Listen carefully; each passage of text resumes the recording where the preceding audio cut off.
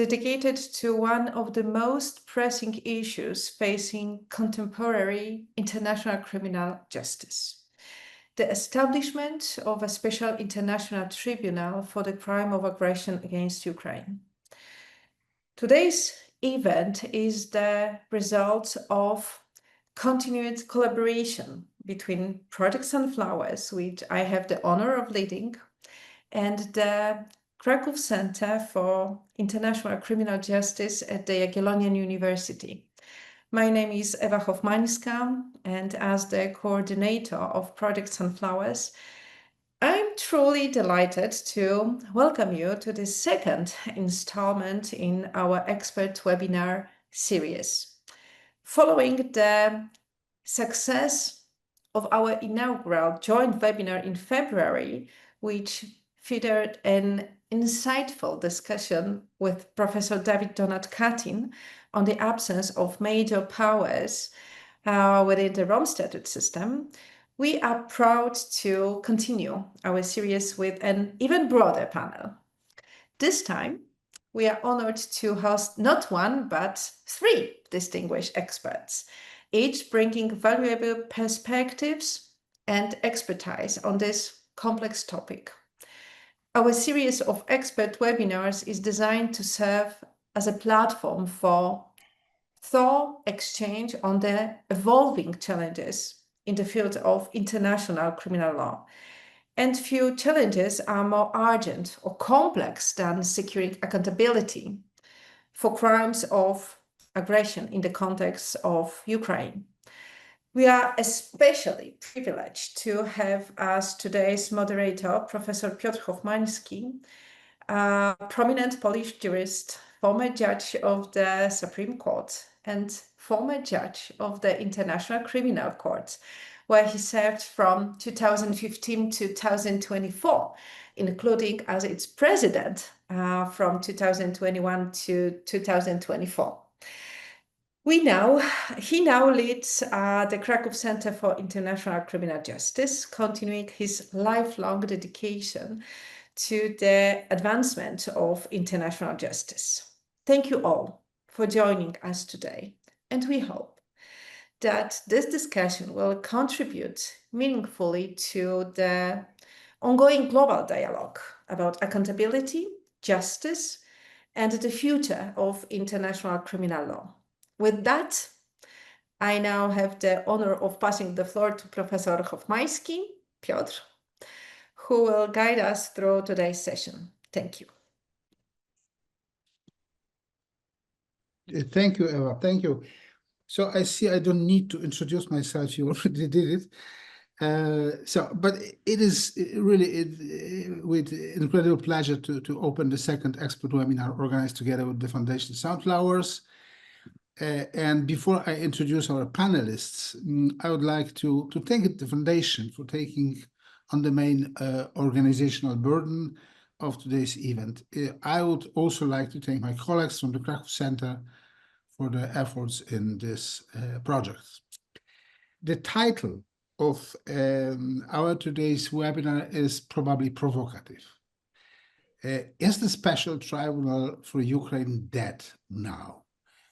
The dynamically changing international situation has called into question the possibility of reaching an agreement on the establishment of such a tribunal. In particular, the attitude on the American administration has changed, although I think the expectation of the attacked Ukrainians still remain unchanged. However, it might be too early for a funeral. Perhaps the constitution of a tribunal to judge Russian aggression against Ukraine is possible thanks to an initiative born outside of the discredited structure of the United Nations. The recent Council of Europe initiative is particularly noteworthy. As you know, the ICC does not have jurisdiction to cover Russia's aggression against Ukraine. This is due to, I would say, disastrous compromise reached at the review conference in Kampala in 2010, where a special mechanism was created to activate jurisdiction in case of aggression. This mechanism is so absurd that, in my opinion, a case in respect to this international crime will never appear on the ICC agenda, unless the statute will be changed. Can the countries that 15 years ago developed a mechanism activating jurisdiction now circumvent it by the weight of special solutions? Would this be in line with the international law? Or maybe the Kampala Compromise need to be revised? Such efforts have also already been made. And if so, could the revision have a retroactive effect? What about accountability of so-called troika? Could it be possible to try perpetrators for aggression absentia? There and a number of other difficult questions are going to be answered today by our invited experts in a panel selected in such a way as to present various points of view. Our guests today are Professor Kai Ambos. He serves as the head of the Department of Criminal Law, Criminal Procedure, Comparative Law, International Criminal Law, and Public International Law, and Georg August University, Göttingen, Germany. Is acting director of the Institute of Criminal Law and Justice and at the same university, and the director of the Centro de Estudios de Derecho Penal y Procesal Penal Latinoamérico of Georg August University, Göttingen. Since 2017, he has been a judge at the Kosovo Specialized Chambers. Professor Ambos is also listed as an advisor of the International Criminal Court, as well as an advisor to the Columbia Special Jurisdiction of Peace. Professor Michael Newton is an expert of terrorism, accountability, transnational justice, and conduct of hostilities issues. He has been an expert witness in terrorist-related trials, both in domestic courts and the International Court of Justice. Professor Newton is admitted to the council list of the International Criminal Court. At Vanderbilt University, he developed and teaches the innovative International Law Practice Lab, which provides expert assistance to judges, lawyers, legislators, governments, and policy makers around the world, and directs the International Legal Studies program.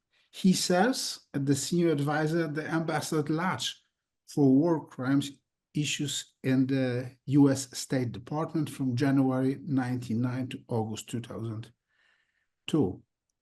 He negotiated the elements of crimes for the International Criminal Court. He has been involved in the coordinating US support to accountability mechanisms worldwide, both at the international and domestic levels. He served as the US representative in the UN Planning Mission for the Sierra Leone Special Court and was a founding member of its academic consortium. He is an elected member of the International Institute of Humanitarian Law in San Remo in Italy. Professor Newton has served on the Executive Council of the American Society of International Law and is an invited expert of the Genocide Prevention Task Force established by the US Holocaust Memorial Museum and the US Institute of Peace. And last but not least, Dr. Ganna Yudkivska currently serves as chair of the UN Working Group on Arbitrary Detention and is vice president of the European Society of International Law. From 2010 to 2022, Dr. Yudkivska was a judge at the European Court on Human Rights in Strasbourg on behalf of Ukraine. I would like to warmly thank our speakers for agreeing to participate in today's seminar. After listening to the panelists' presentations, which will take approximately 15 minutes each. We will try to arrange a discussion, the hope that we will have enough time to answer at least a few questions that can be formulated in the chat, or traditionally by raising a virtual hand. The order of speakers which we agreed is the following. Professor Ambos will start to present the background, very general. Then we'll ask Dr. Yudkivska to focus on the Ukrainian expectations and Ukrainian point of view in respect to the matter. And again, last but not least, a very important American perspective will be presented by our American guest, Professor Newton. So, to all the participants of the discussion, I would like to inform you that the meeting is recorded. Thank you very much for your attention. And Kai, you have floor. Okay, thanks a lot. I hope you can all hear me clearly. Yes, okay, great. So thanks for inviting me, and great to be joined by the other two speakers, and hope we have a very good discussion. I just want to make a few points. Piotr already made the point that we have not, we have no jurisdiction for aggression if the aggressor state is not a state party to the Rome Statute. And of course, this is, as Piotr said, in a way it's an absurd solution, but on the other hand, given that we did not agree in Rome, I was on the German delegation on the definition of the crime of aggression. And later in Kampala, after 7 years, we had this Article 8 bis definition. I wouldn't be so critical as to the result, because, I mean, if you are in favor of a crime of aggression, I was always a bit skeptical generally, but you know, that was a German baby for very historical reasons. And in the end, we got a definition, which I think is a quite narrow definition. Actually, it was a definition much narrower, for example, than under Ukrainian law, until the Constitutional Court has taken a more narrow approach. And of course, then the price to pay was a jurisdiction regime, which is very limited. But we should also be very transparent and straightforward here. This jurisdiction regime has been, let's say, caused or was triggered by the very states which now support the Ukraine Special Tribunal, like France and United Kingdom, being members of a Security Council, permanent members. The United States is a special case. I leave to Mike, who is the expert on that.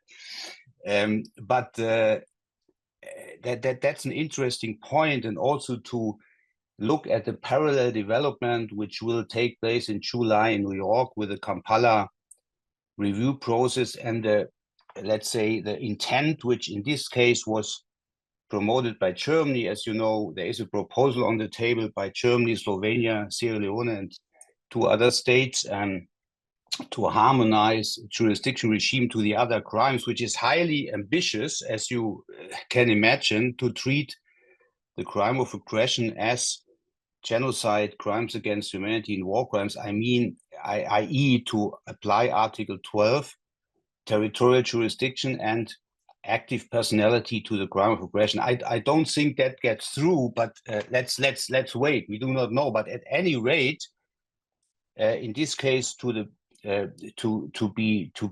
praise my government and the former government, actually, let's see what the new government is doing.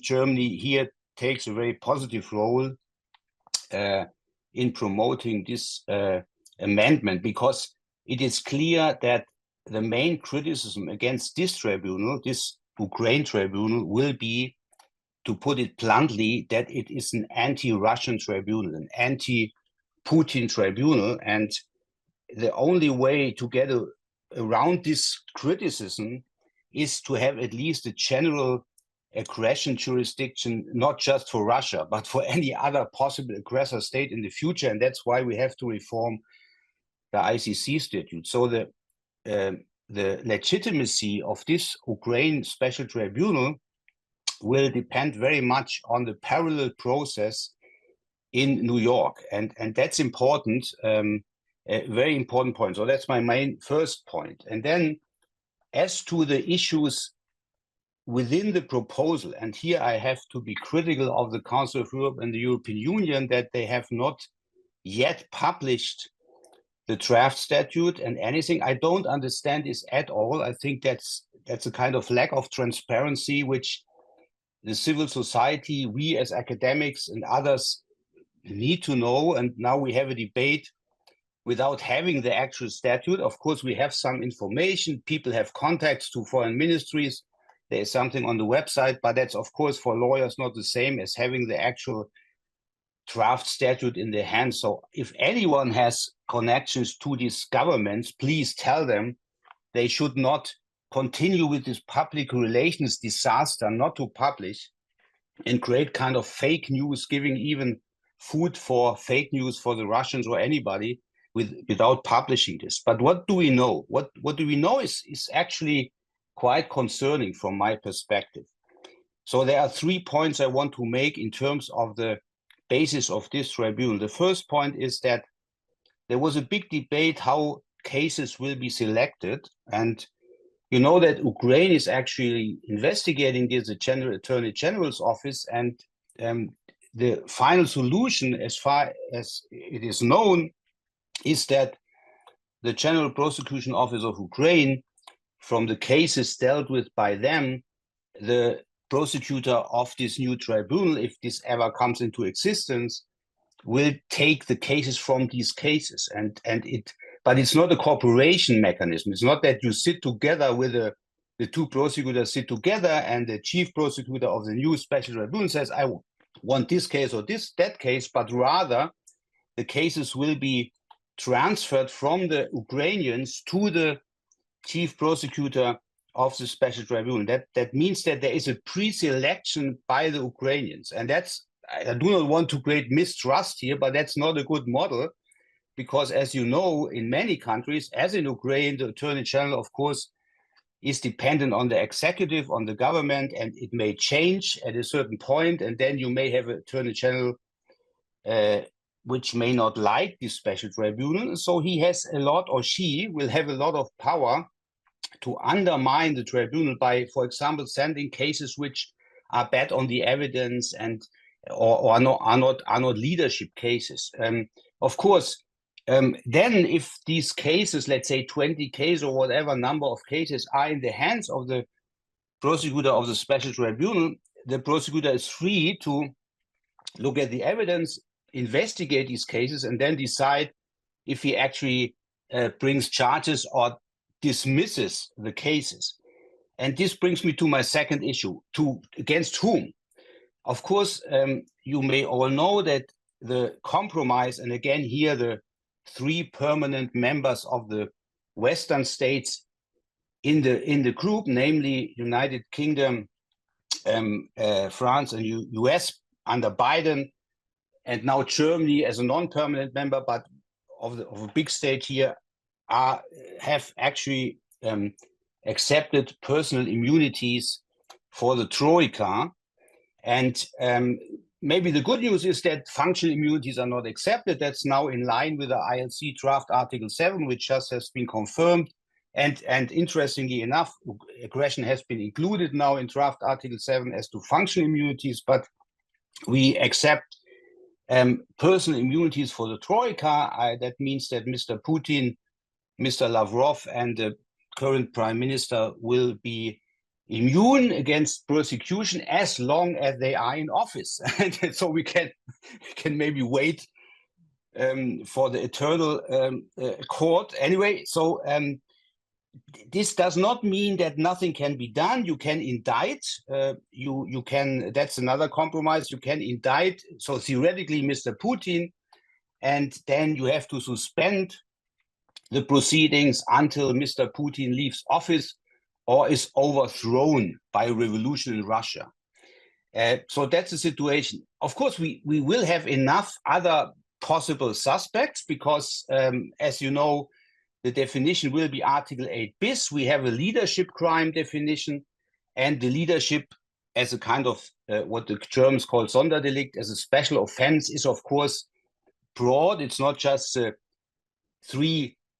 Troika, but any general, important general, any defense minister, for example, could be in this leadership. So there are still people which will have no immunity, and which then could be prosecuted and tried, because, as I said, you can have an indictment even against the Troika, but you cannot do anything else except indict them. So anyway, the construction of the tribunal, and that brings me to my third point, of course, it will not be universal, as we all know. Klaus Gress, my friend, said that's actually the third best solution. The best solution would have been we get the Security Council to have another ICTY excluded because of the Russian veto. We get the United Nations General Assembly. Ex ante impossible, maybe ex post, we can go to the General Assembly, but we will not get the majority, maybe not even a simple majority as things stand now. So what did we do?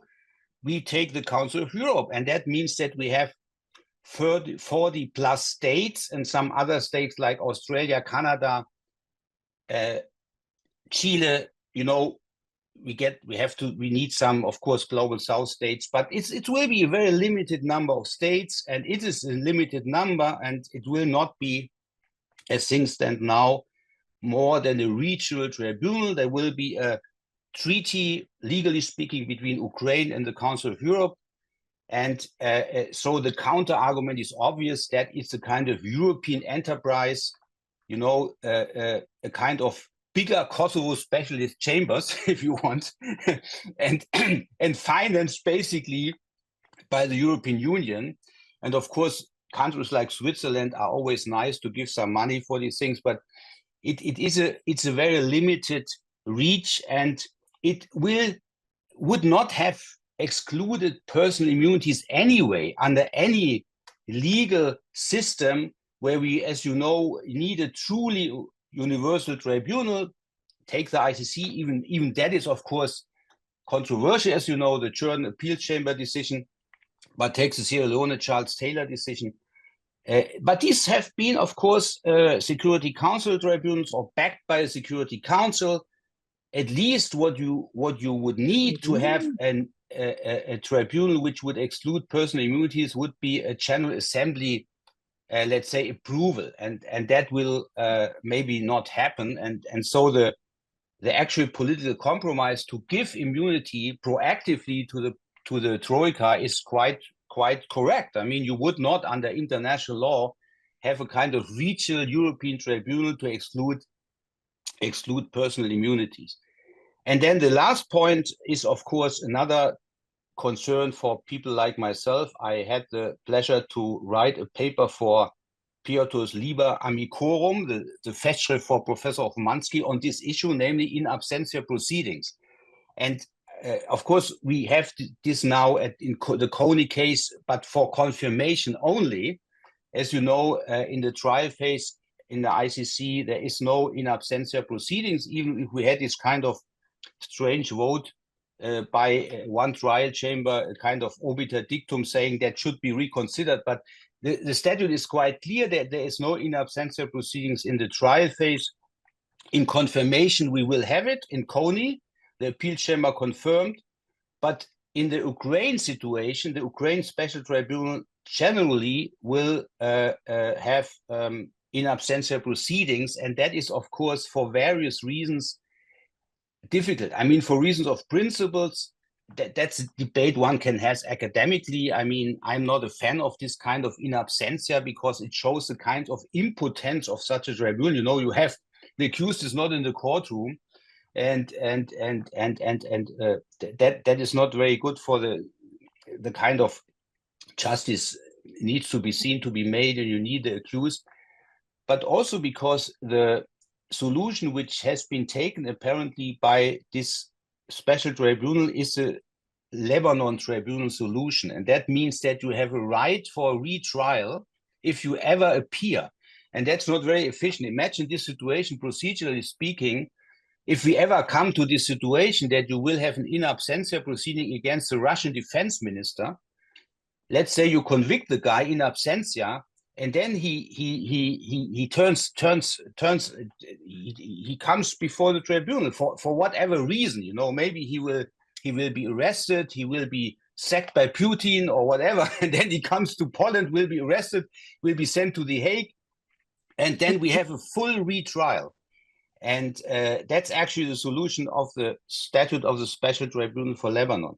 And I'm not sure that it's a good idea. I mean, I understand, but that's a kind of concession of the parties, the states which support this tribunal, including Germany, that we have a problem of enforcement. So from the start, you say, we will basically not get the suspects. Apart from the Troika, even the others, we won't get them. And that's why we go for an in absentia model. And that's maybe not very convincing. So that are my 3 points, 15 minutes. Thank you very much. Thank you, Kai, very much. And well, I will not comment. I hope they have time just to take part in discussion. Gana, please, it's your time. Thank you very much, Piotr. Yes, well, the title for webinar was chosen, I think, before the major recent historic step. As we all know, that political start was done a couple of weeks ago. Now it's up to the Committee of Ministers to agree on 3 documents, and then the statute will be open for joining by the states, which might have take some time, given that such serious political decisions most probably should go firstly before the national parliament. But so far, if we rephrase Mark Twain, reports of my death or death of the tribunal has been greatly exaggerated. Now, 3 years of serious legal and diplomatic work are behind. My Ukrainian colleagues, lawyers and diplomats and our partners have done what appeared unbelievable at the beginning. And by the way, I see on the screen one of the members of Ukrainian team. I apologize if there are more, but I see only a very limited number of names of the screen. We have here Mykola Yurlov, who was an important part of the Ukrainian negotiation team. And again, at this stage, Mykola, my sincerest congratulations on what had been achieved and had been done. And I hope maybe we will hear today your comments. Still, there is a kind of bitter aftertaste for Ukrainians, aftertaste of disillusionment, and maybe a cautious hope. As was mentioned by many, the tribunal ideally must represent the international community as a whole, the phrase that sounds magnificent but unrealistic in the circumstances. Yes, we all were dreaming about tribunal under the auspices of the United Nations, as Kai Ambos just mentioned as well. For obvious reasons, of course, it's not feasible. Now, the Council of Europe framework has provided what diplomats love most, the solutions that nobody initially wanted, but everyone can eventually live with. Yeah. So what are the pros? Yeah, the Council of Europe offers something that other ad hoc solutions cannot, the kind of procedural sophistication that comes from actually running international legal institution rather than simply theorizing about them. It has its institutional architecture, it has institutional memory, practical judicial experience of the European Court of Human Rights, pre-existing intergovernmental platform for dialogue and cooperation. And moreover, the decision preempts accusation of double standards by embracing regionalism. Well, possible accusation of double standards were also mentioned by Professor Ambos, but who would better prosecute aggression between 2 member states? Okay, one is now former member states, better than a regional organization dedicated to the pursuit of peace, as the Charter of the Council of Europe its preamble actually declares. For me, I can tell you it's much more than just that. I see a great logic in this solution. Last year, the Oxford Handbook of International Law in Europe was published, and I authored the chapter on the Council of Europe, which I drafted in April 2022, just after the full-scale invasion. And I wrote that whilst in 1949, the creation of Council of Europe was a great achievement for European diplomacy, just several years prior to that, the belligerent states were destroying each other during World War II. It was a huge step from mutual bombing to joint discussion and common actions, yes, of common-minded states. Decades later, we observe a terrible step in reverse direction. Military aggression of one member state against another one. So there is a deep, almost literally symmetry in the Council of Europe hosting this tribunal, the justice of an institution finally confronting the monster it helped to create and foster. It has presided over the return of totalitarianism to Russia and must now deal with it through the very tribunal it seeks to establish. Actually, here my point is the Council of Europe and Russia is a tragic case study of institutional wishful thinking. When considering Russia's membership in 1996, in the middle of the Second Chechen War, the Parliamentary Assembly of the Council of Europe proclaimed with some optimism, the Chechen conflict will be resolved by not use of force, but it will be a political solution based on European diplomatic values. And history proved that the Assembly was not just wrong, but catastrophically naive. No political solution emerged, and the rebels were simply co-opted or eliminated. And that was the path clearly demonstrated to the Council of Europe, which the latter unfortunately swallowed. And this was the Council, so to say, original sin, not just failing to stop violence, but allowing its institutionalization. For decades, the Council tolerated a member state where an entire region lived in complete lawlessness. It was a jungle law. And then allowing the dictators' appetites to grow unworriedly, we got a war against Georgia, annexation of Crimea, war in eastern Ukraine, with a, so to say, murmur of discontent, and as a very logical outcome of impunity, full-scale invasion. So there is a great historical logic that in creating this tribunal, the Council of Europe is not just seeking justice for Ukraine, it is seeking absolution of its own institutional failures. And here we have both victory and disappointment.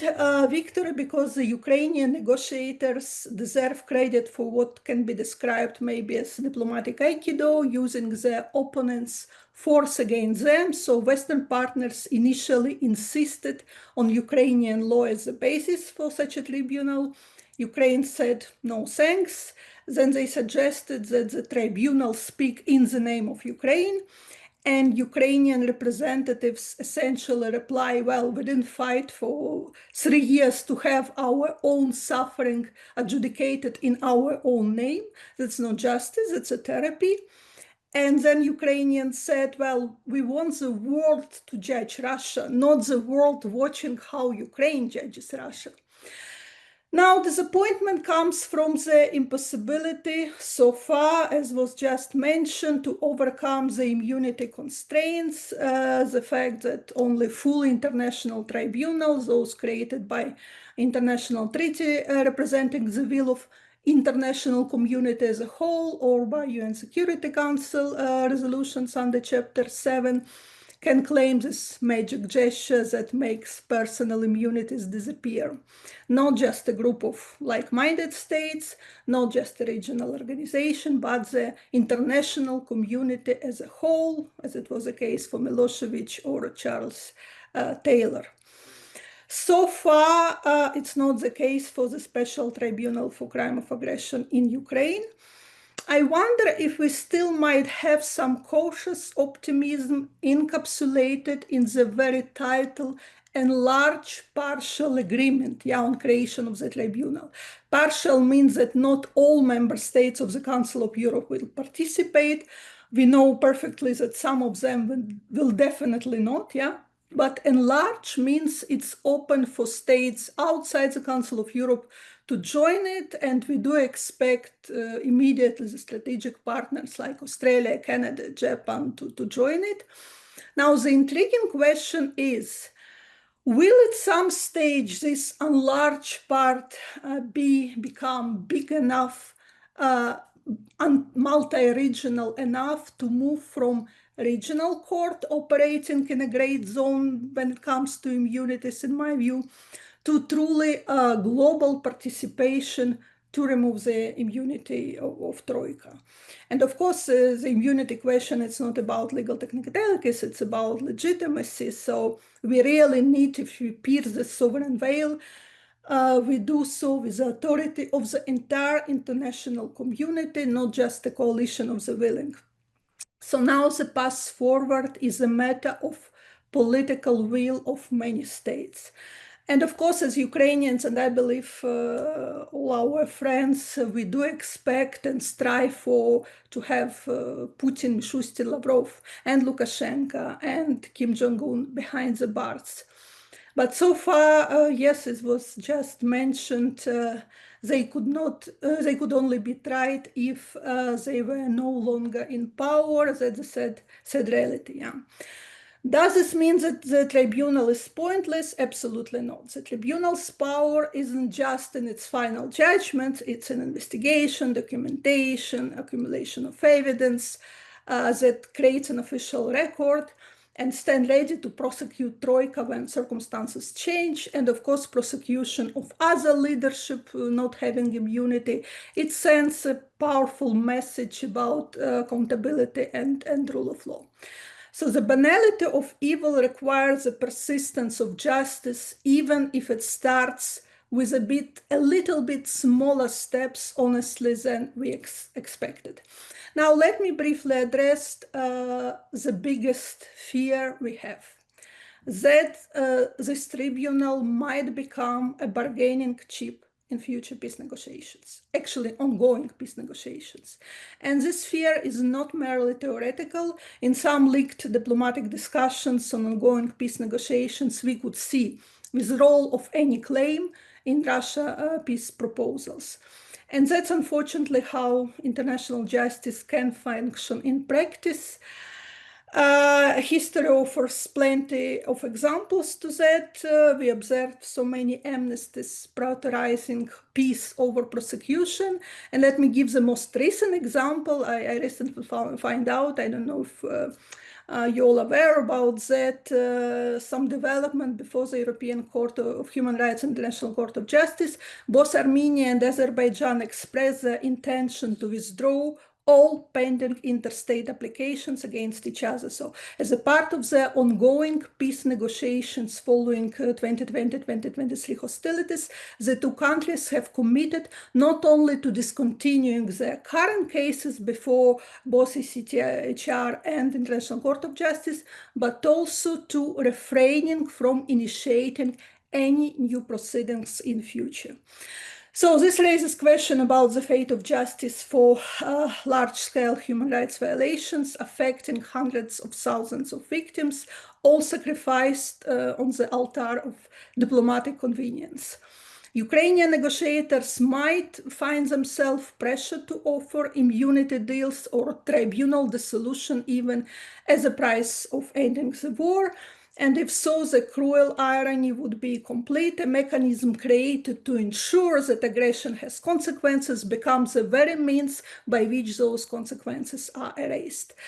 We cannot also completely exclude that European states, exhausted by the cost of supporting Ukraine and eager for normalizing economic relations with Russia, might discover that the tribunal they helped to create has become an inconvenient obstacle to peace and normal life of the European continent they desperately seek.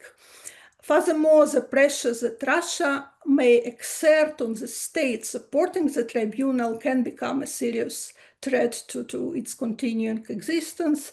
And you know that such influence might take any forms: diplomatic coercion, economic leverage, so on. So, and whatever successful examples we can have from the past, yes, we observed when peace agreements were in parallel with accountability processes. We should not forget that we are dealing now with unprecedentedly powerful nuclear state, permanent Security Council member on which many states depend economically as well. So that's my 15 minutes to conclude. Nevertheless, for the time being, the Special Tribunal for Ukraine is in its very existence an act of legal rebellion against the idea that some crimes are too big and complicated, some criminals are too powerful, some justice is too difficult to achieve. Whether it's successful rebellion or idealistic gesture depends a lot now on political will. So thank you. Thank you, Gala, very, very much for your 15 minutes. You are indeed very accurate. Well, and without delay, I would like to invite our American friend, Professor Michael Newton, to look into the issue from another angle. Michael, please, you have the floor. Thank you. Well, there's a great deal of issues to pick up on. I want to kind of begin to weave some of these bigger themes together and I think point the way to a pragmatic solution. And I'm going to do this in a slightly different order than I had anticipated to pick up on some of the last points. The politics here, which is something that we can decry, but we've all watched this political process, drag on seemingly interminably for the last 3 years. But I think there's a power to that because it has moved. Can you imagine at some point, even in the last couple of years, that anybody had said, this whole thing is pointless, let's just stop? And you have to give credit to the Ukrainians, but I think you also have to acknowledge the larger political process, not just from within the European Union, but around in a number of other capitals, to include Washington, that it was unthinkable that somebody would say, it's inappropriate to discuss this. And that happened with full acknowledgement of the political and legal difficulties. And I say that to say that those of us who have been in this field for a very long time have seen over and over and over again a variety of points where justice in one form or the other seemed unthinkable, right? Nobody thought that Milosevic would stand trial or Mladic at certain points of time, and yet they did. Charles Taylor, when we wrote this statute for the Tribunal for Special Court for Sierra Leone, people said to us, because I worked on it, why do you have this really weird phrase, those who bear the greatest responsibility? And we said, because that's the right concept. We want to get at those who are the architects of this. And so to me, you think about Biljana Plavšić, you think about Karadzic. And from that, I draw a couple of themes. Number one, absolute tenacity and patience with the political process, right? It's painfully slow, and yet that is literally the only way to do this.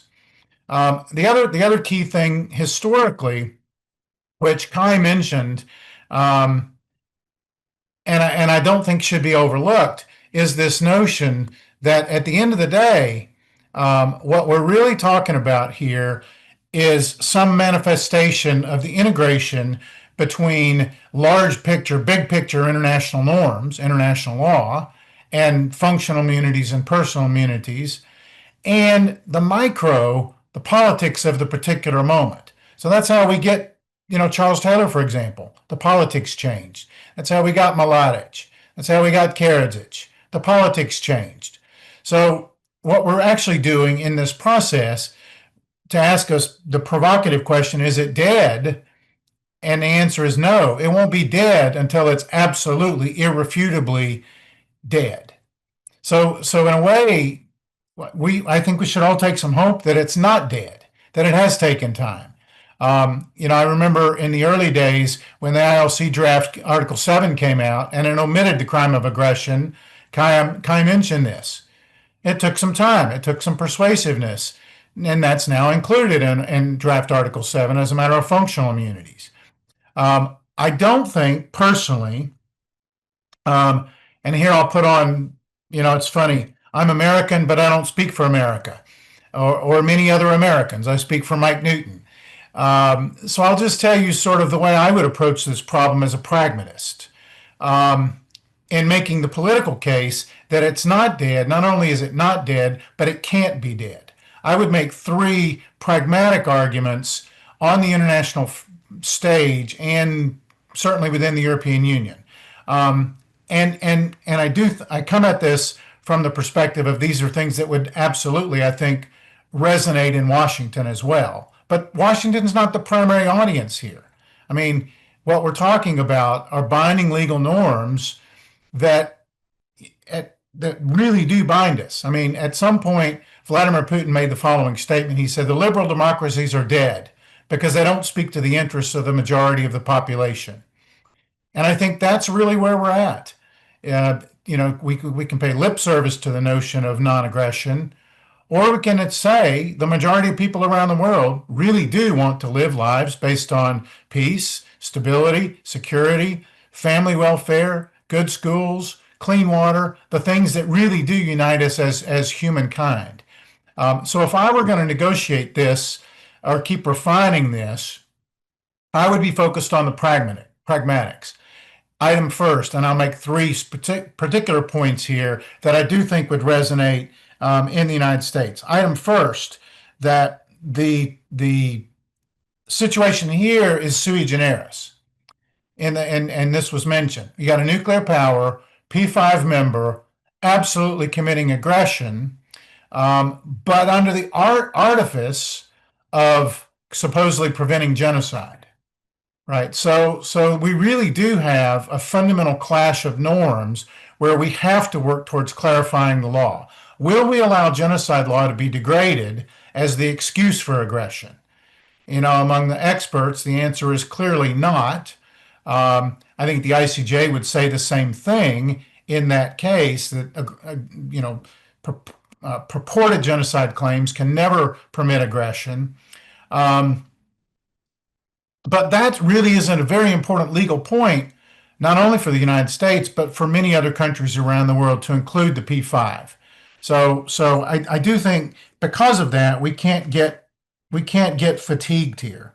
The second thing is, and this was mentioned, but it's very important to me as a pragmatic matter, is that Ukraine already had aggression in its domestic criminal law, in its domestic criminal forum.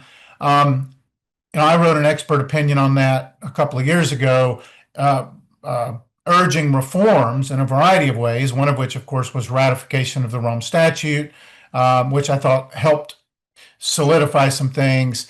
The way the Ukrainians framed command responsibility was clunky and needed to be reformed, and they did that. But in the aggression context particularly, it wasn't framed as a leadership crime. It was framed as a more general crime in a way that had troubling ramifications for the principle of combatant immunity. So as a pragmatic matter, in this EU-led context, moving forward, what we're really doing is clarifying that aggression, in the language of the Kampala Compromise, manifest. It's a manifest violation of the UN Charter, and it's a big deal. It is a leadership crime.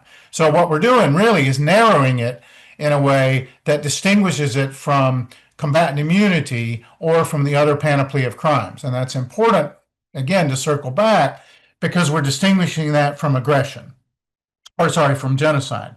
And I do think it's important in this context to remember that the Ukrainians also have trials in absentia. Many, many war crimes cases now being done in absentia. And so when people say, well, is the tribunal dead or should it be dead?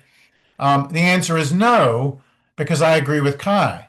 These kind of crimes should not be tried in absentia at any level, either in Ukraine or without Ukraine. So what we have to do is to be persistent and tenacious in establishing a forum that is a structure, a superstructure into which jurisdiction can then be poured in the future. And we don't know when that is. In the same way, I had a witness in the Milosevic trial, and she said, well, what's the point? Why should I even bother? Why this will never happen?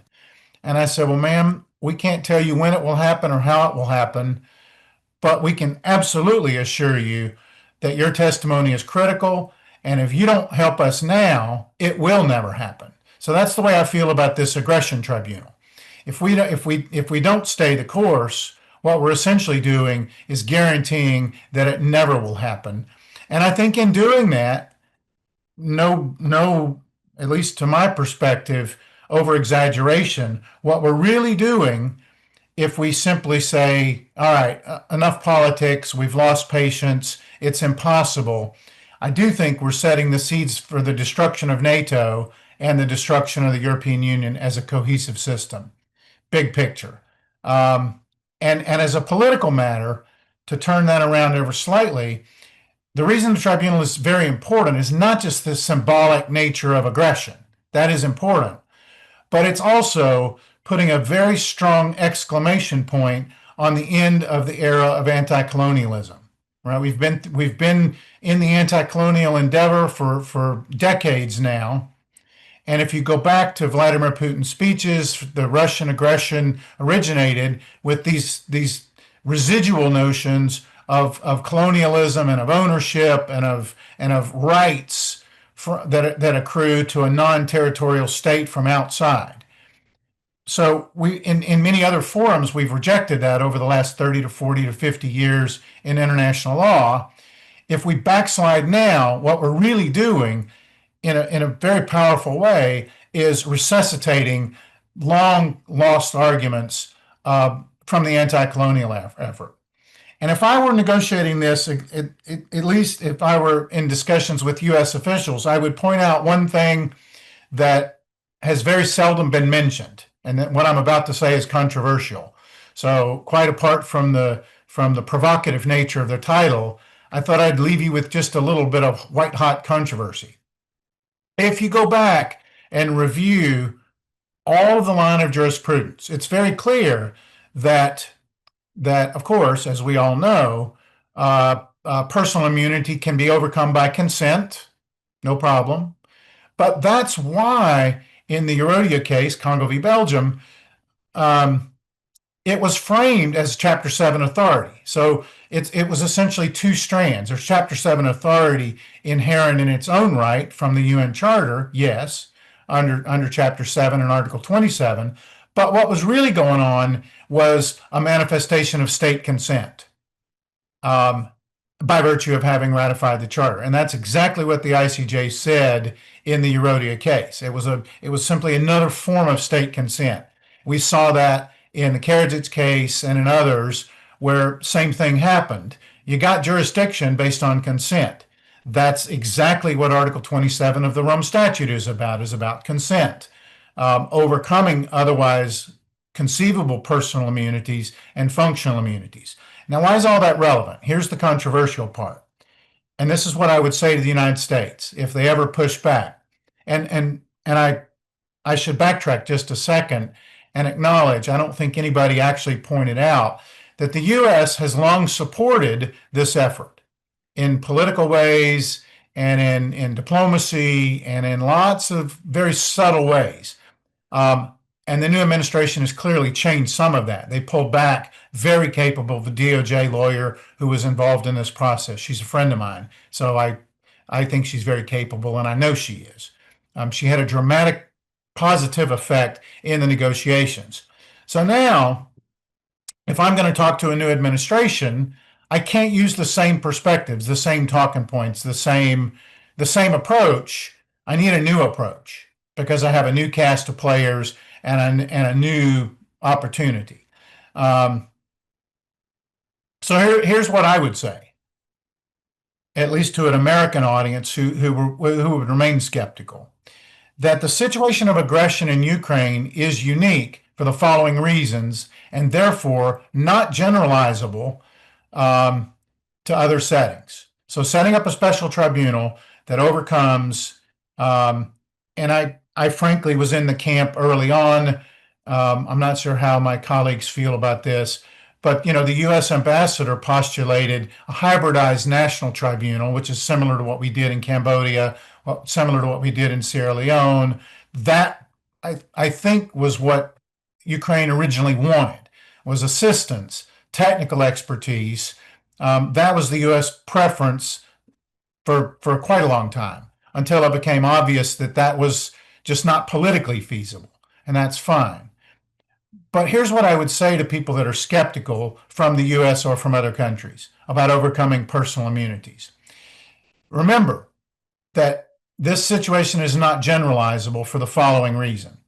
Ukraine and Russia have a very, very strong, very clear treaty of amity between them. So that treaty is very clear about not renunciation of aggression between two states as a bilateral agreement. And it's repeated over and over and over in the agreement. So essentially, what I would say as a narrowing tactic is to say, look, violation of a bilateral peace agreement that absolutely guarantees territorial integrity between those two states is an implicit waiver of immunity on the territory of the victimized state. So I know this is controversial, but Mike Newton would argue as a counsel that Russia had every obligation to comply with that bilateral treaty and therefore is in violation of said treaty. The very presence, the very initiation of conflict in violation of that bilateral treaty is an implicit waiver of immunities. Therefore, in accordance with Ukrainian law, every Russian of whatever political stripe, of however high, can be convicted and can be prosecuted. In essence, because of the waiver of personal immunities and the waiver of functional immunities. And I know that's controversial. I know that it would have been a much more difficult political road, but I absolutely believe that the Ukrainians have the right to prosecute crimes committed on their soil. Why is the crime of aggression any different? The only reason that I can think it's different is because of the political compromise reached in Kampala, which excluded the normal Article 12 process, as Kai pointed out. And again, I would say that was a sui generis compromise. And therefore, the fundamental principle of state consent and of state waiver actually paradoxically is preserved in the Kampala Compromise, right?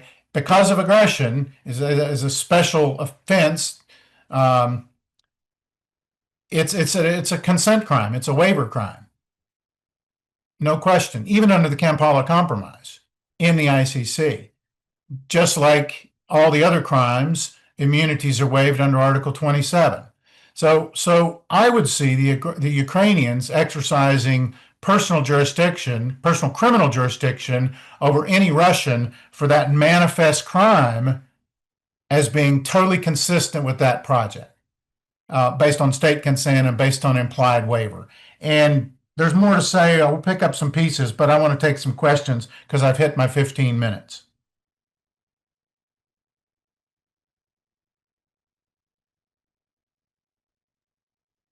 Thank you, Mike, very, very much.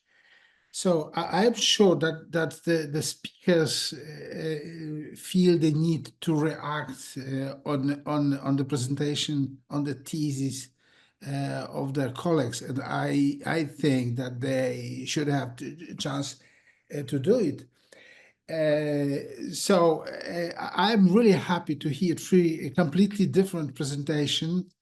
And not only because they present the different points of view, but also because they are different in their character. But the one thing is a little bit lacking for me. It's the consideration about the legal character of the planned special tribunal for Ukraine. Because I think that it is the crucial thing, whether it should be the tribunal under Ukrainian law, or when we think about the classical international court, because this issue is determinative for the way in which we can resolve the question of the functional immunity. So I am very much in solidarity with the al-Bashir Jordan case, and not only because I was sitting in the panel, but it could be also helpful in this situation. I think. But this is what I would expect a little bit to develop more. But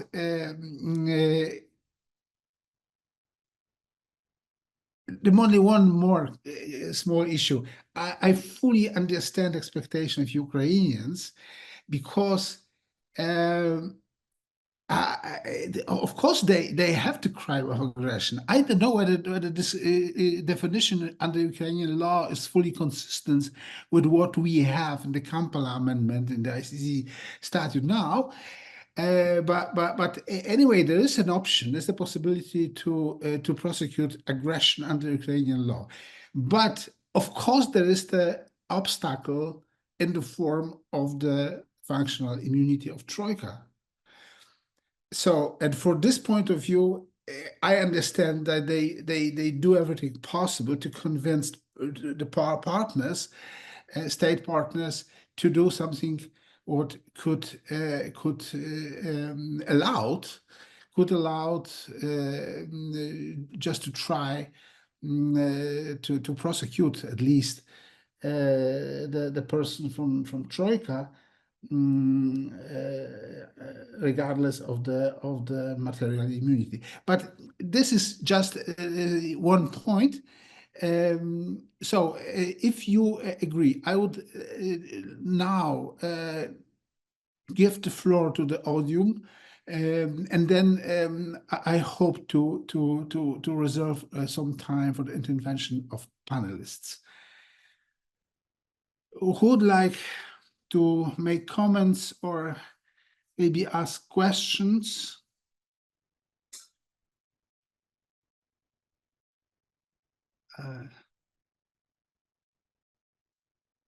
I have now two persons. The first one was colleague Cezary Michalczuk, I think, and Mikola Yulov, the second one.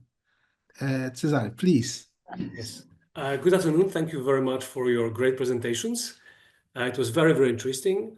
To me, the whole discussion about the Tribunal for Aggression is somehow shrouded in this atmosphere of doom and gloom. And when Mrs. Yudkivska said something about this tribunal being a bargaining chip in the peace negotiations, it really sent a chill down my spine, because first we create something, we invest a lot of political capital, we try to create after Nuremberg the first tribunal for such a crime, and then it's buried under the rubble of another process which is called peace, and then I don't think that another tribunal of such a sort will be created. And I would like to make three observations, maybe a little bit more positive, maybe not, but I'll try to make them anyway. One will be emotional, one will be a little bit technical, and the third one may be a bit political. So my emotional observation will be that if Council of Europe is about to create this tribunal, that's fine, let's go for it. Europe, European Union, Council of Europe, is composed of countries that adhere to the rule of law, some fundamental principles of international law, and if we are about to do it without the support of the others, so be it. I think we've got to make a point, a statement.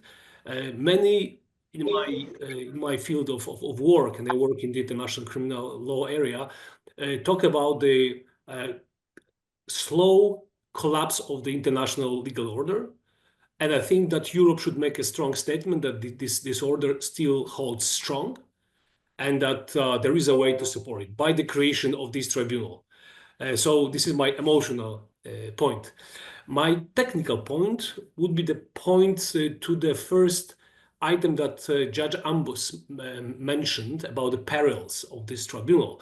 So he said, as the first point of his presentation, that one of the issues could be that the new prosecutor of the tribunal will be somehow fed by the Ukrainian counterparts, when it comes to the selection of cases. That is possible, of course, but I think the independent prosecution doesn't really work that way. I think the independent prosecutor's office, if it's going to be fully independent, is going to first of all select the cases of his or her own choosing. Of course, the Ukrainian prosecution system could be sending cases to that prosecution office, but I believe the prosecutor will be reasonable enough to make a prudent selection. And first of all, this prosecutor will not be really dependent on any suggestions. He can take them on board. He could reject them outright in the spirit of cooperation, but it's going to be his responsibility and his responsibility or her responsibility only to select the cases. So this is my technical point. The third one is slightly political, if I may. I know nothing about politics, but I think we've got to make sure, as those who want to create this tribunal and our politicians who will support this tribunal, we've got to think about how to secure a buy-in in the world outside of the system of the Council of Europe. So as far as I understand, of course, correct me if I'm wrong, I think this tribunal is going to be created in the form of the so-called partial agreement, but also enlarged agreement. Enlarged in the sense that any country outside of the Council of Europe could participate. I've heard that the core members could be Canada or Japan. At least I've heard that they are core members of this mechanism right now.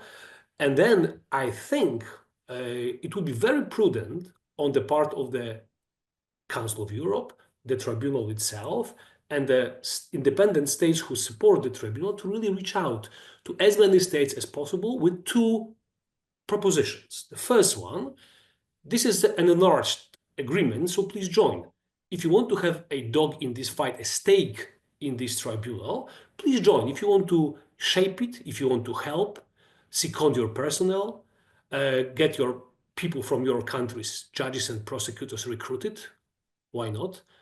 And participate. And the second facet of this could be liaising with all capitals in the world, seeking political support. If you don't want to join this new mechanism, please support it otherwise, politically, maybe financially. So I think this is not all doom and gloom, this whole process of the creation of this tribunal. And I believe that there are some elements that are really standing out as positive. I really welcomed the speech of Mr. Newton, very, very positive. At the end of the day, I fully agree that we've got to create something.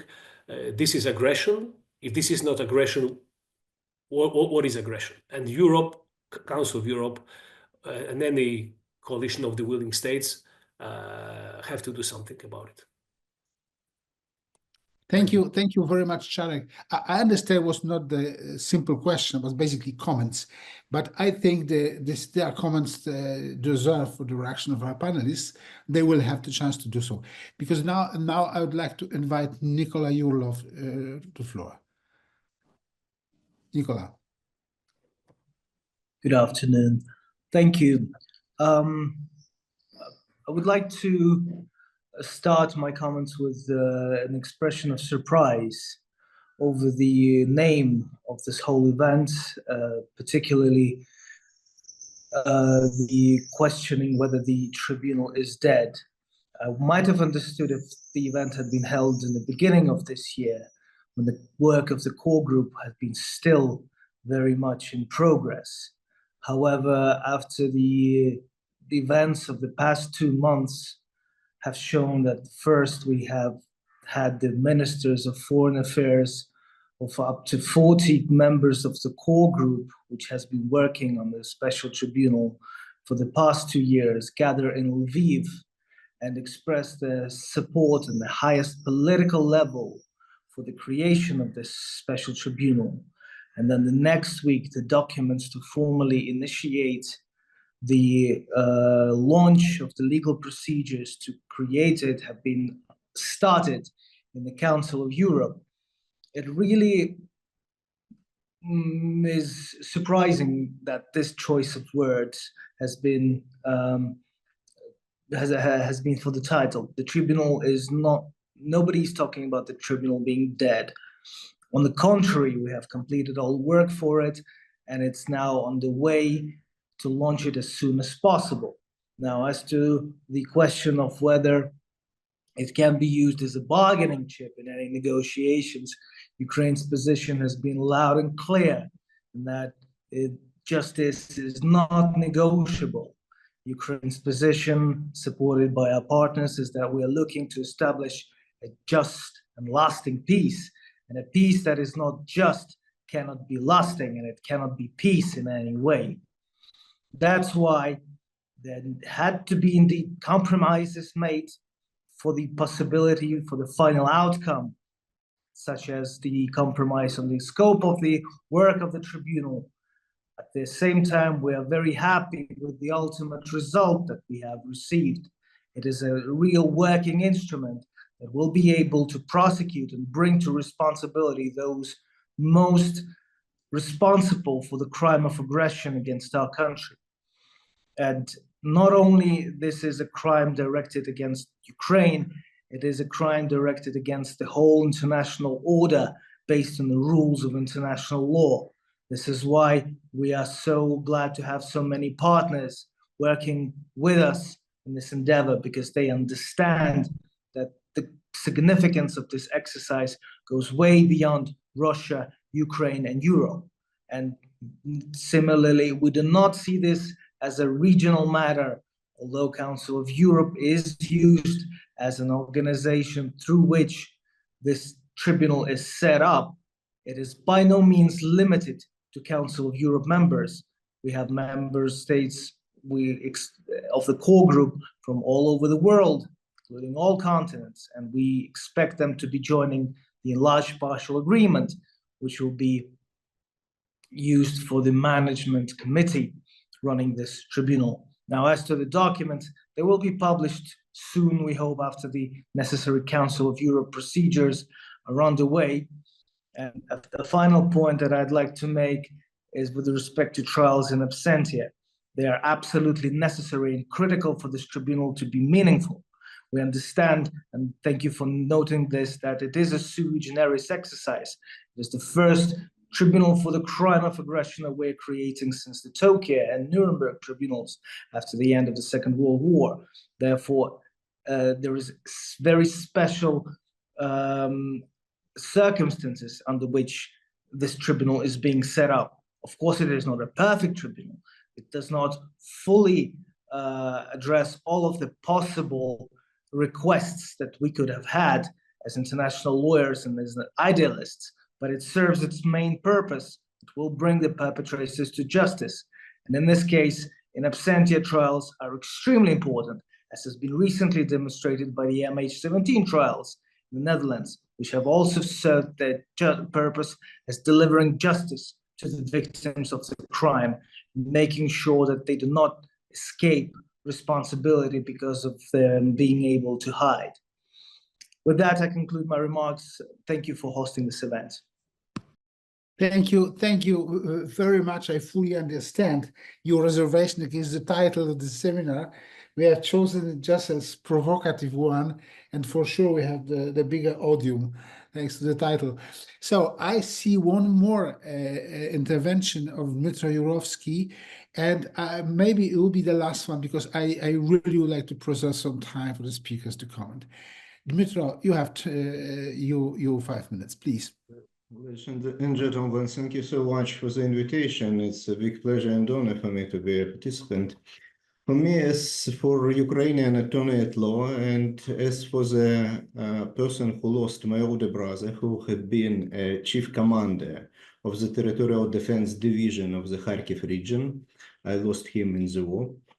It's important to start a ball rolling, because at the moment we are at we could not step on, we could not start the process.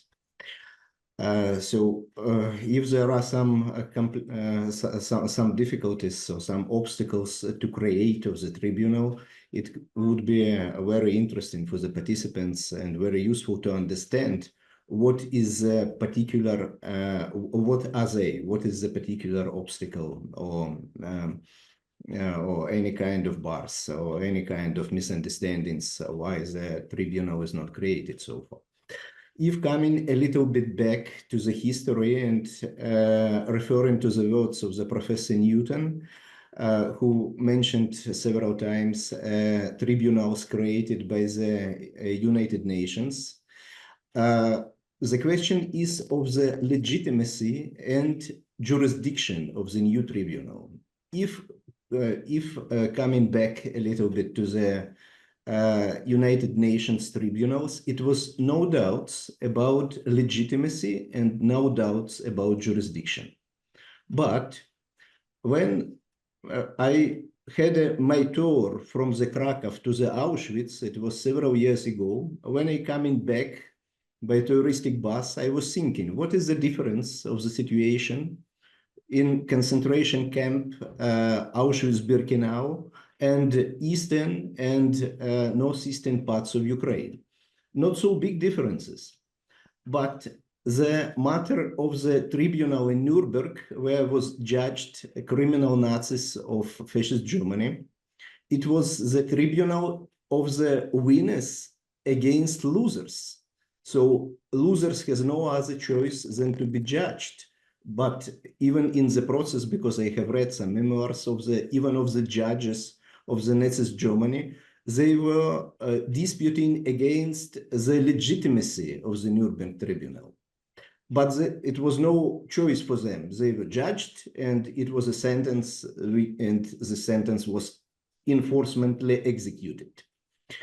In our case, unfortunately, we have no such situation because Ukraine could not, in the short run or in the medium run, to be a winner against Russia in this war. And we should be ready for the long run, for the long process. And the key issue for me as a lawyer is a very obvious legitimacy of the creation of the tribunal and obvious jurisdiction. Only this year, Ukraine ratified and finally submitted proper documents to become a member of the International Criminal Court. It is not foreseen the crime of aggression, but there are a lot of other crimes which are committed, war crimes, I mean, committed by the Russia in Ukraine. So one more tribunal, it's not an extra, it's a good thing.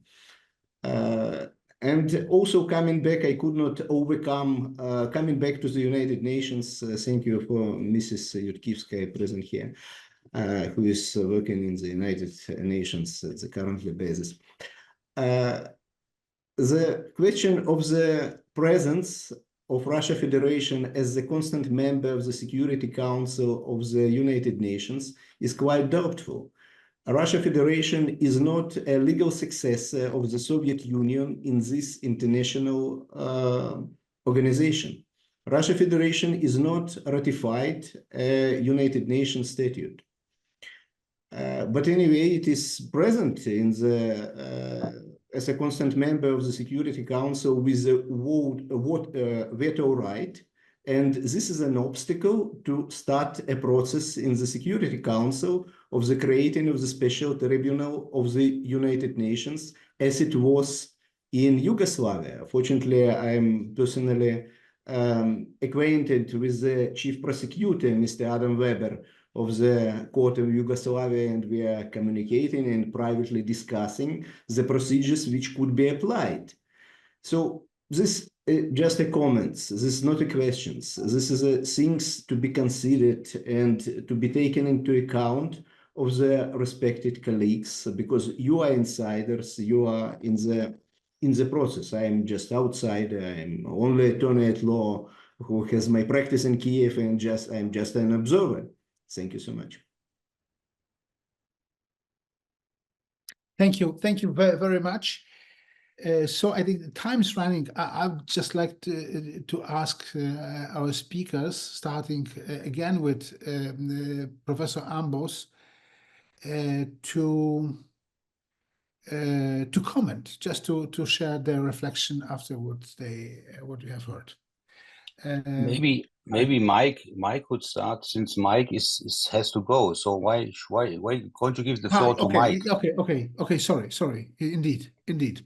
Very kind, my friend, and I do apologize to people. I have a family event here that begins in a few minutes, so I will be very brief. 2 points. One on the question of legitimacy, and in the political process, it's very easy for people to cast doubt and say, well, it's not legitimate because it would be the Ukrainians or based on Ukrainian law, etc. I actually think it's the other way around. What more legitimate?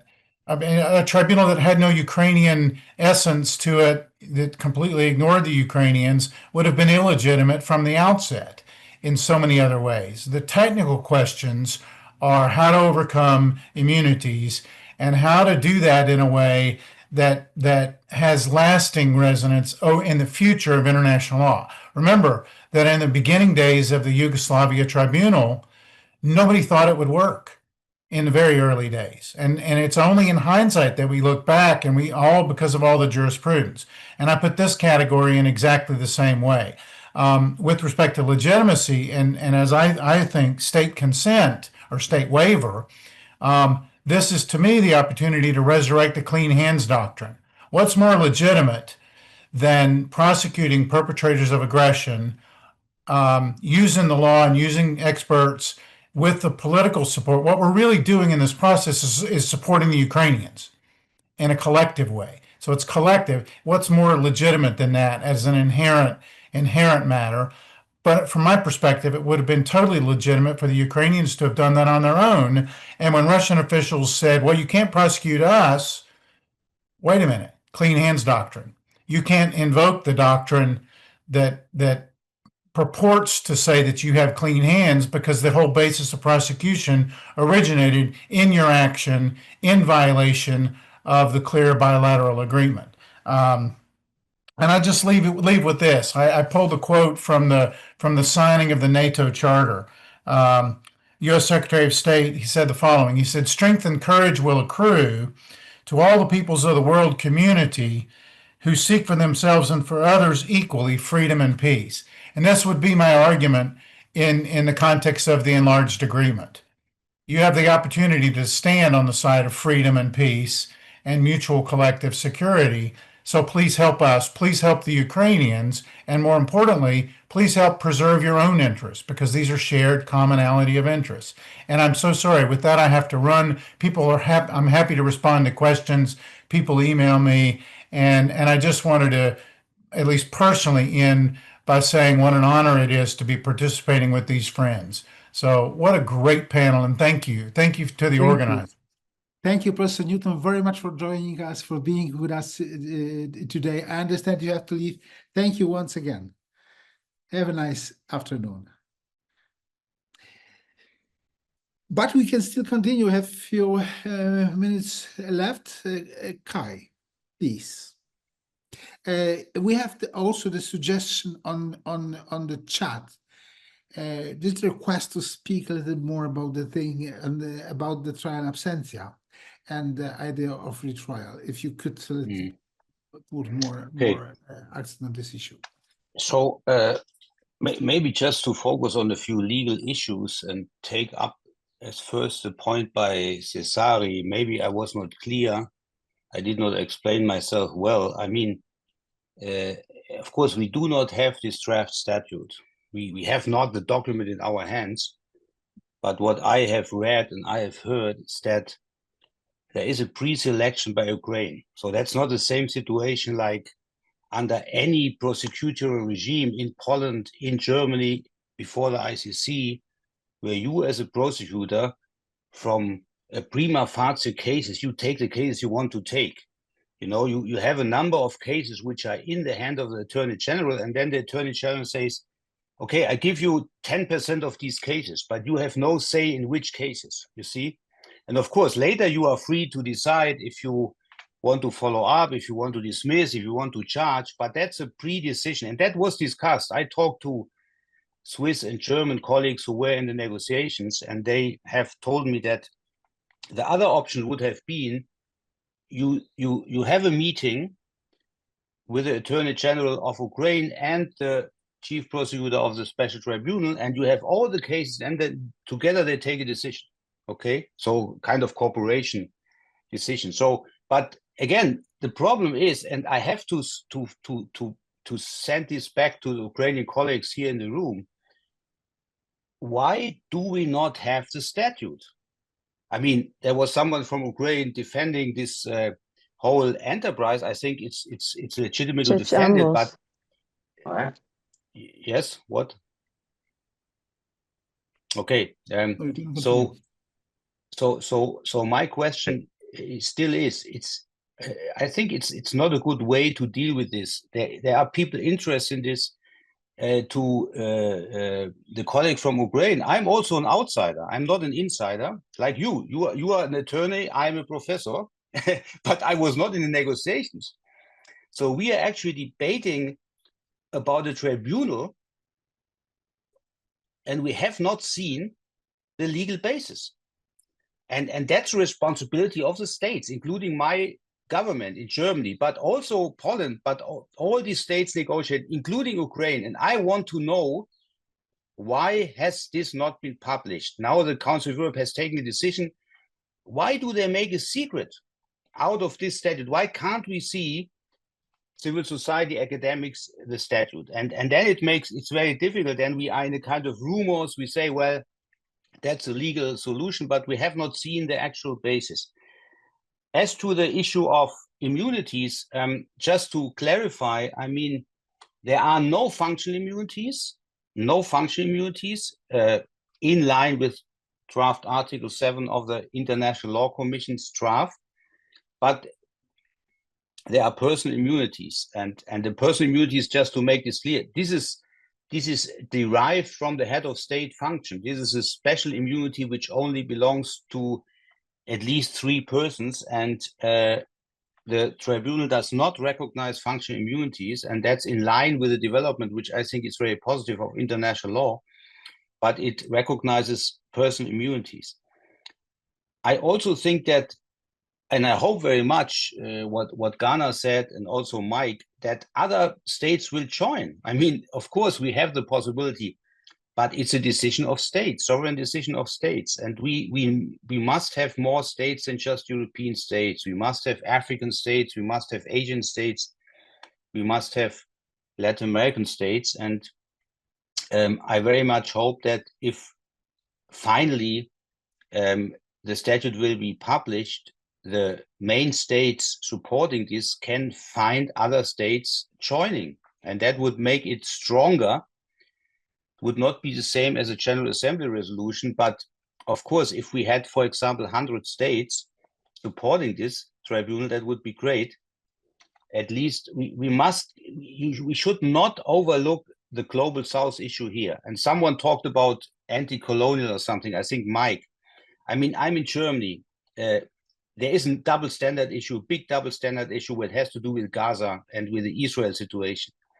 And we have, in the last 2 years, lost on the Ukraine track, given the situation in this war, which Israel is actually mounting, and which by some governments like my government and United States is considered as a one-sided position, one-sided position, very positive, supporting Israel and anti-Russian and pro-Ukraine, and that doesn't fit well together for the public and for many people in my country. And we have, of course, we have a political movement which is very critical anyway of the whole Ukraine support situation.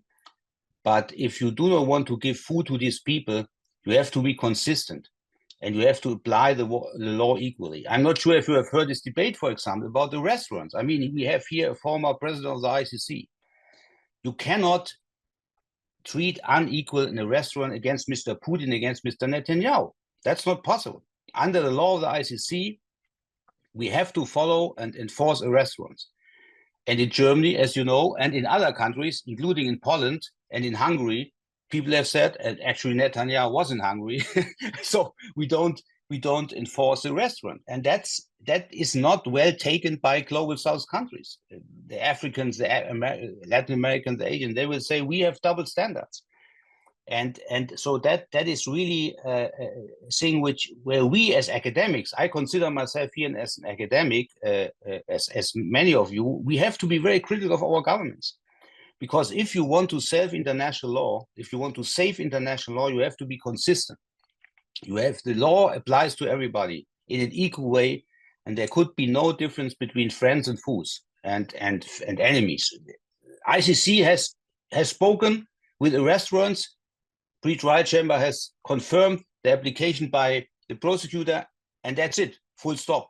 And only the ICC can decide if an restaurant is lifted and if immunity works or not. It's not a state, not Germany can decide it. That's a monopoly of the ICC. And we have to be much clearer. For example, the European Union has to be much clearer in support of the ICC, given the sanctions of the US now, the 4 judges. I mean, it's so arbitrary. Why you only sanctioned a certain judge and not my French friend? I mean, he was also on the panel, so you should at least sanction everybody, not only selective things. So there's so much selectivity and there's so much double standards that you cannot sell this product anymore. That's a bit the issue. So maybe that's a perspective an international lawyer has from academia, an external. I'm not in Ukraine. I'm not a victim of this conflict. And I have maybe a more objective, more distant view, but I also look at other conflicts and we really have to work on our consistency. And maybe the last point is really a question to everybody. I discussed it with many people. Who wants to ever work for such a tribunal if you have the Russians against you? I mean, I'm in a little small tribunal, but security is crazy and nothing happens to me personally, but other people in the room here have really problems. So even if you are an ICC judge, and that's not an anti-Russian tribunal, it's a universal tribunal, you have problems of security. But actually, I want to know if everybody in this room would ever postulate or be a candidate to work in such a tribunal where you have Russia against you. And that's a practical issue. I don't know how you want to actually get people working for such a tribunal. I talked recently to a friend of mine, a prosecutor who worked in Kiev for 3 years, a German prosecutor actually from Freiburg. He has family. He will never do that. He said, that's excluded for me. I would never apply for this tribunal. And I have not met anybody in this country who would apply for this, given the security issues involved, the security implications. We didn't talk about this, and maybe that's not to talk in a meeting which is recorded, but I just want to put this on the table. We have a much other issue because we have a state here, which is a P5 member, the biggest state of the world, a nuclear power, and with a highly efficient secret service. So I really wonder who finally will be the staff of this tribunal. So, but that's just a think, food for thought for us. And yeah, that's my last point. Thank you. Thank you very much. I cannot agree more in respect to your consideration concerning the selective support for the international criminal justice. Nothing is worse than selective support. So Ghana, it's your time.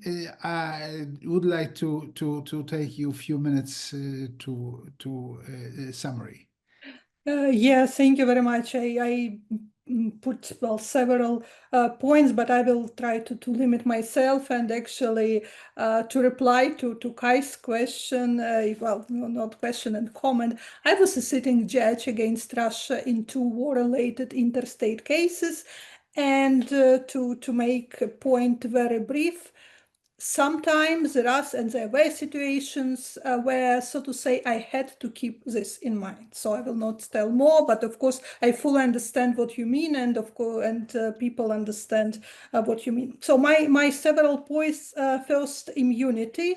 And yes, I also agree very much with the judgment in al-Bashir case, but what I even agree more with is the separate opinions, a concurring opinion of Judge Hofmansky and several other judges, where Peter, you correct me, of course, if I am wrong, but my reading of your opinion suggests that you would likely view this even Council of Europe, but enlarged, so to say, framework as strengthening the anti-immunity position because it represents international community acting collectively, because multiple states are financing and supporting it or will be. It has international legitimacy beyond any single nation's jurisdiction, and also, again, when states act collectively through international institutions, the traditional parent parem non habet imperum principle does not apply. So again, sorry for my interpretation. I would really appreciate if you can say afterwards a couple of words on it, but I'm very much with you on this point. And yes, the question is how many states we will have in this enlarged agreement. And if we have states representing different continents, so-called global south, again, American states, so at which stage we might overcome this immunity constraints. Now, briefly about trial in absentia. Trial in absentia is never per se a violation of international law, human rights law. We have well-developed jurisprudence of international human rights mechanisms explaining in which circumstances trial in absentia are possible and, well, in certain situations are even, well, not desirable, but that's the only solution. Our potential defendants are not people in a situation that they are unaware of proceedings against them. No, of course, they will be perfectly aware of the proceedings instituted by the tribunal against them. So with respect to, when all procedural guarantees are respected, trial in absentia is fully possible, and retrial, if person appears, is of course a requirement of what we expect to be a fair trial, and it's never, well, it's of course, it might be an additional cost, but it's still, it worth it. And Mykola brought an example of MH17, and that's a wonderful example which showed the added value also of the tribunal, even if for the time being we cannot overcome immunity of Troika.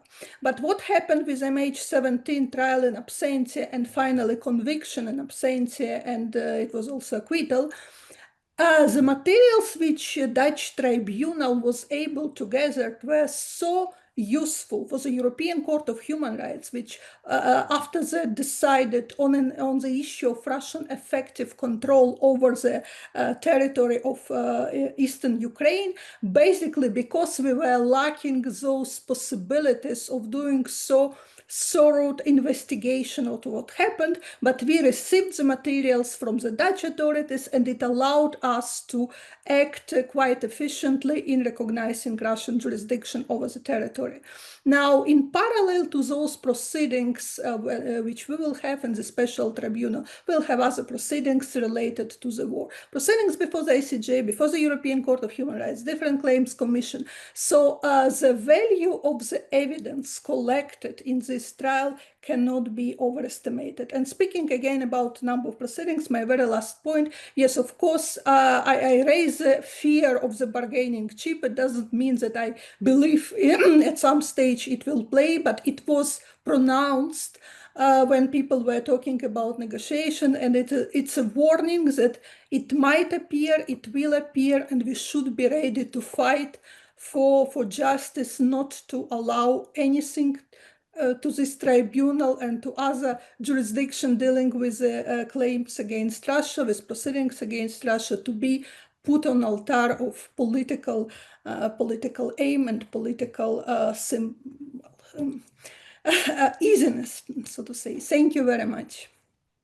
Thank you, Gana, very much. I don't think we have time to discuss the concept of concurring opinion al-Bashir case. I hope we have the opportunity to talk about it. Anyway, colleagues, thank you very much.